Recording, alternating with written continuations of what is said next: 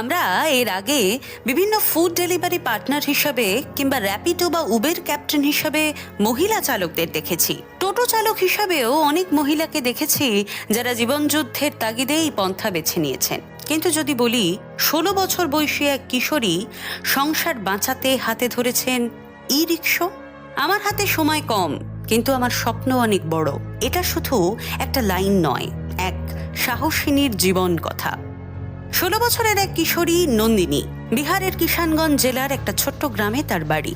সকালে আলো ফোটার সঙ্গে সঙ্গে ব্যাগ কাঁধে স্কুলে যায়, আর বিকেলের পরে সে হয়ে যায় একজন ই রিক্সা চালক। হ্যাঁ, ঠিক শুনছেন, স্কুলের গণ্ডি পেরিয়ে যখন অন্যরা বিশ্রাম নেয় তখন নন্দিনী রাস্তায় নেমে পড়ে। ই রিক্সার হ্যান্ডেলে শক্ত করে ধরে রাখে তার পরিবারের স্বপ্নগুলো। বাবা অসুস্থ, ঘরে উপার্জনের কেউ নেই, তাই পড়াশোনার পাশাপাশি সংসারের দায়িত্বও নিজের কাঁধে তুলে নিয়েছে সে। দিনে 3-4 ঘন্টা রিক্সা চালিয়ে যা আয় হয় তা দিয়েই চলে সংসার আর তার ছোট ভাই বোনেদের পড়াশোনা। তবে এই সংগ্রাম তাকে দমাতে পারেনি।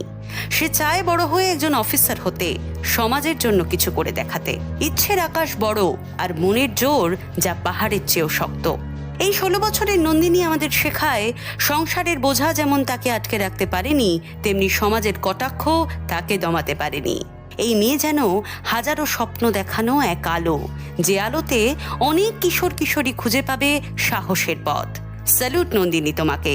তুমি একজন শুধু ই রিক্সা চালক নও, তুমি ভবিষ্যতের একটা বড় পরিবর্তনের চালক। তোমার জন্য আমাদের তরফ থেকে রইল অফুরন্ত শুভেচ্ছা। এরকমই আরো অনেক অজানা গল্পের আপডেট পেতে ফলো করুন আমাদের ফেসবুক পেজটিকে, আর সমস্ত গল্পের আপডেট সবার আগে পেতে সাবস্ক্রাইব করুন আমাদের ইউটিউব চ্যানেলটিকে। বিয়ন্ড দ্য অবভিয়াস, দৃশ্যে দাঁড়ালে লুকিয়ে আছে গল্প।